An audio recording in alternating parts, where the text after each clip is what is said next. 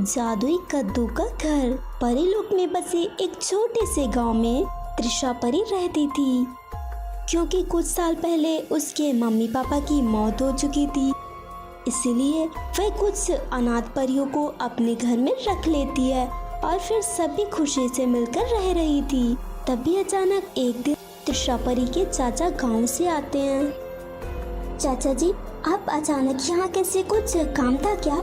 हाँ बेटी, दरअसल मैं तुम्हें ये बताने आया हूँ कि मैं जल्दी ही इस घर को बेचना चाहता हूँ, जिसके बाद अगर तुम चाहो तो तुम मेरे साथ रहने के लिए मेरे घर में आ सकती हो।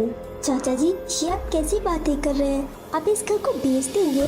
पर ये घर तो मेरा है ना, फिर आपका हक कैसे बनता है कि आप मेरे घर को बेच दें? तुम अभी इतनी भी बड़ी नहीं हुई हो कि मुझे बता सको क्या गलत है और क्या सही। और वैसे भी तुम मेरे साथ इसलिए नहीं आ रही ना क्योंकि ये अनाथ परियां तुम्हारे साथ हैं, पर ये तुम्हारे यहाँ रहने से पहले कैसे रहती थी वैसे ही रह लेंगी।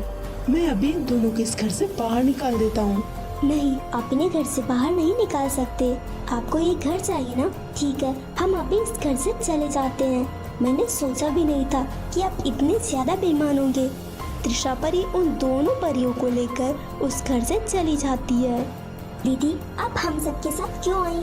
हमें हमारे हाल पर छोड़ देती तो कम से कम आप अपने चाचा के साथ तो रहती। तुम उसकी चिंता मत करो, मैं हमेशा तुम लोगों के साथ रहूंगी। चाहे कुछ भी हो जाए, मैं तुम लोगों का साथ कभी नहीं छोड़ूंगी।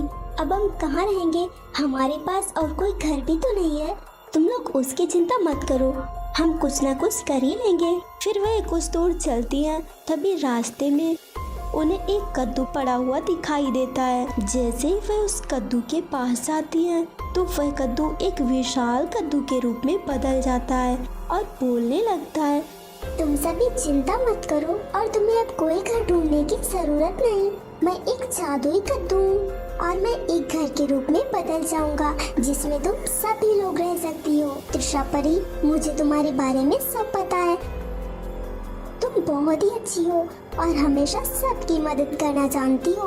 तुम जैसे लोग इस दुनिया में बहुत ही कम है, इसीलिए आज के बाद तुम लोगों की जिंदगी में कभी कोई दुख नहीं आएगा। तुम लोग इसी घर में हमेशा रहोगी और तुम्हें जितनी भी जरूरत की चीजें चाहिए वे सभी तुम्हें इसी घर में मिलेंगी। आपका बहुत बहुत धन्यवाद, हम आपका ये एहसान कभी नहीं भूलेंगे।